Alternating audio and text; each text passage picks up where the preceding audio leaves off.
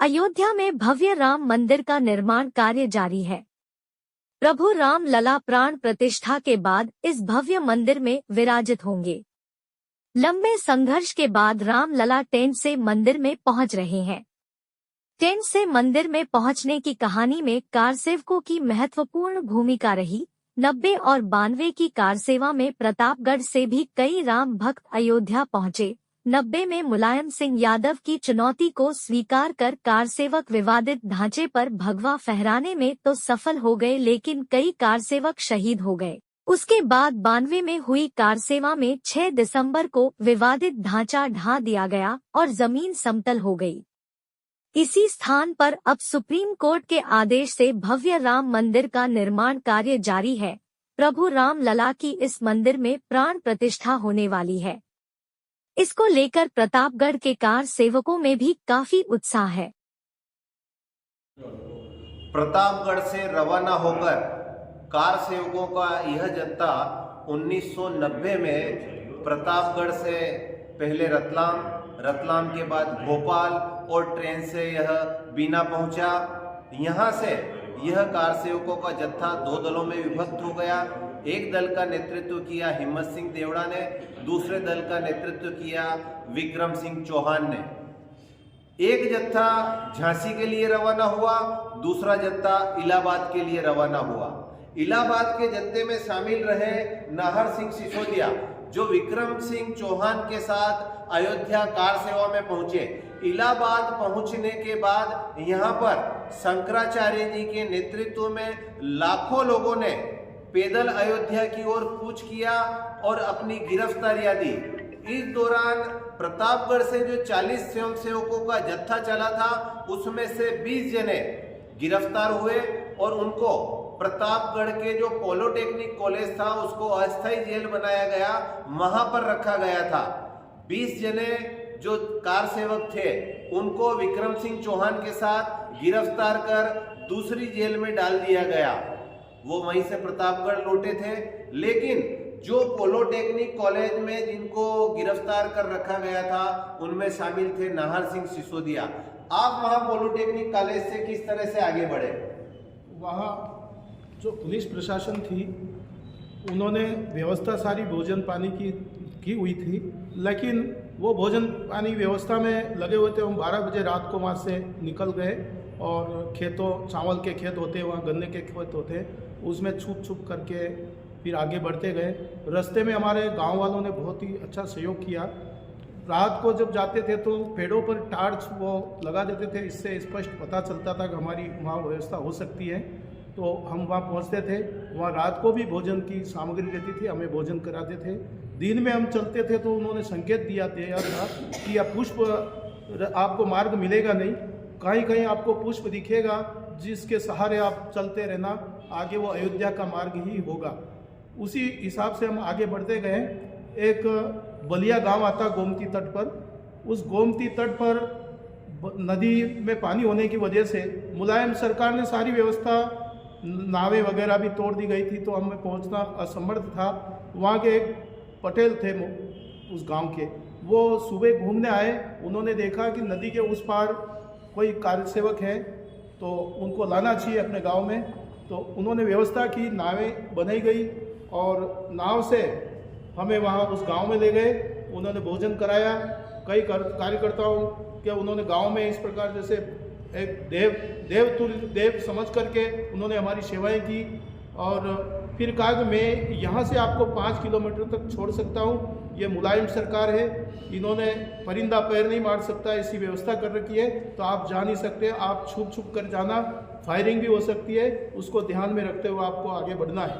उन्होंने ट्रैक्टर की व्यवस्था की और हम ट्रैक्टर से 5 किलोमीटर तक हमें छोड़ा। फिर थोड़ा विश्राम किया, विश्राम के बाद फिर पैदल चले। यूँ करते करते हम तमसा नदी के तट पर पहुँचे और तमसा में हमने रात्रि विश्राम किया। फिर आगे की रूपरेखा तमसा में जो कार्यकर्ता, तमसा नदी के तट पर जो कार्यकर्ता थे, उन्होंने हमें अवगत कराया कि आप अयोध्या की तरफ कुछ करेंगे तो वहाँ एक आपको जानकारी मिलेगी, धारा 144 लगी हुई है, तो डायरेक्ट पहुंच नहीं पाओगे, जत्थे के रूप में आप जा नहीं पाओगे, तो एक एक करके फासला फासले के हिसाब से आपको आगे जाना है। एक साइकिल चलेगी जिसके हाथ में रुमाल होगा और उनके पीछे आपको एक एक करके जाना है। तो हम उसी अनुसार आगे बढ़ते गए और कई जगह तो हमें ऐसी हेलीकॉप्टर जो फ्लैग मार्च करते थे तो हमें चावल की खेत में छुपना पड़ता था, गन्ने की खेत में छुपना पड़ता था। तो उस हिसाब से हम वहाँ तमसा से आगे बढ़े और फिर वहाँ से जब रात्रि बीच में एक गांव और था जहाँ रात्रि विश्राम हमने किया और 30 अक्टूबर 1990 को 11:44 पर कार सेवा होनी थी।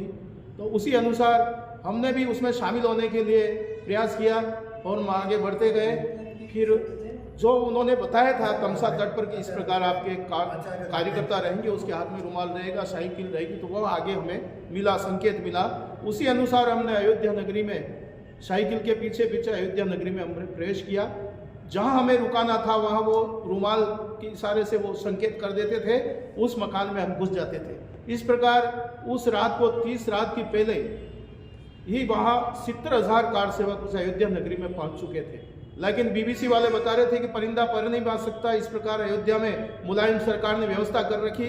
भगवान श्री राम की कृपा से उसी रात को 70,000 कार सेवक पहुँच गए।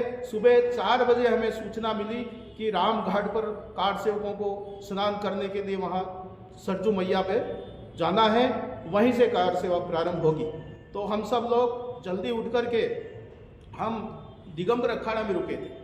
दिगंबर अखाड़ा से हम जल्दी उठ करके नदी पर पहुँचे और वहाँ स्नान किया और वो धारा 144 टूट गई, क्योंकि वहाँ महिला की तादाद बहुत ज़्यादा थी। दुर्गा वाहिनी जो महाराष्ट्र और गुजरात की जो बहनें आई थी उनकी संख्या ज़्यादा होने की वजह से वहाँ महिला पुलिस की कमी थी और वो धारा 144 टूट चुकी थी। हम फिर वो भजन कीर्तन करते हुए आगे बढ़े और आगे बढ़ते चले गए। बैरिकेड तोड़ते हुए हमारे जो राम भक्त थे उन्होंने 11:44 पर फिक्स कार सेवा और गुम्मद जो बाबरी ढांचा जो का नाम था, जो कलंक को उन्होंने मिटा दिया। 90 की कार सेवा के बाद 92 में 6 दिसंबर को वह दिन आ गया जब सनातन के नाम पर कलंक बाबरी ढांचे को ढा दिया गया। अयोध्या में बड़ी संख्या में पहुंचे कार सेवकों ने उस ढांचे को मिट्टी में मिला दिया। उस दौरान प्रतापगढ़ के मोहन सेठिया भी उस घटना के प्रत्यक्षदर्शी रहे। कार सेवक के रूप में प्रतापगढ़ से ये अयोध्या पहुंचे थे। क्या कुछ दृश्य रहा था वहां पे? 6 दिसंबर गीता जयंती, उस दिन 6 दिसंबर को हम प्रातःकाल जल्दी उठे और जैसा कि हमें सूचित किया गया था कि हमको एक मुट्ठी रेत लेकर के जो है सरयू मैया की नदी से तट से लाना है। उस समय वहाँ पर से जो है हमने स्नान करके एक मुट्ठी रेत। बाबरी ढांचा जब विध्वंस हो रहा था, क्या दृश्य था वहां पर? उस समय में जब बाबरी ढांचा 12 बजे के आसपास कुछ कार सेवक उस ढांचे पर, इधर सभा चल रही थी और उधर जो है कुछ कार सेवक वहाँ पर ऊपर चढ़ गए।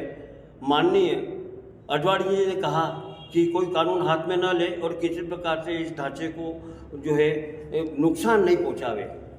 उनके निवेदन करने के बाद भी कार सेवक निरंतर वहाँ बढ़ते रहे। कार सेवक कम नहीं हुए और उस ढांचे पर 1-2 करके कई कार सेवक चारों ओर चढ़ गए और ढांचे को नुकसान पहुँचाने लगे। इसी समय में जो है उस समय में आचार्य धर्मेंद्र जी आए, उन्होंने भी कहा ऐसा नहीं करे। उसके पश्चात साध्वी ऋतंबरा जी ने अपना उद्बोधन शुरू किया। उस समय और भी चारों ओर कार सेवक वहाँ पर पहुँच गए और करीब 12 बजे के आसपास उस ढांचे को जो है नुकसान पहुंचाना शुरू कर दिया। ऐसे समय में प्रेम जी खत्री जो मेरे पास बैठे हुए थे उस सभा स्थल पर, हमने विचार किया अब अपन भी उधर प्रस्थान करें। हम भी उधर गए और हमने जैसे तैसे भी जो है वहाँ पर ठेठ उस ढांचे तक पहुँच गए। अब ढांचे तक पहुँच गए तो वहाँ पर चारों ओर जब देखा तो मुलायम सिंह यादव के समय में उस ढांचे की सुरक्षा के लिए चारों ओर जो बैरिकेड्स लगाए गए थे और वो बड़े बड़े जो खंभे लगाए गए थे लोहे के, उन लोहे के खंभों को कार सेवकों ने चारों ओर से उखाड़ करके जो है, अब एक एक कार से यानी 10-10, 12-12 कार सेवक एक एक खंभे को लेकर के चारों ओर उसको गोता देने लगे। तो इस प्रकार से जो है उस ढांचे को ध्वस्त करने का प्रयास किया और करीब 12 बजे के बाद में 1 बजे के आसपास, यानी कि 2 बजे के आसपास एक ढांचा, जो 2 ढांचे बड़े बड़े थे, एक ढांचा बिल्कुल जो है ध्वस्त हो गया।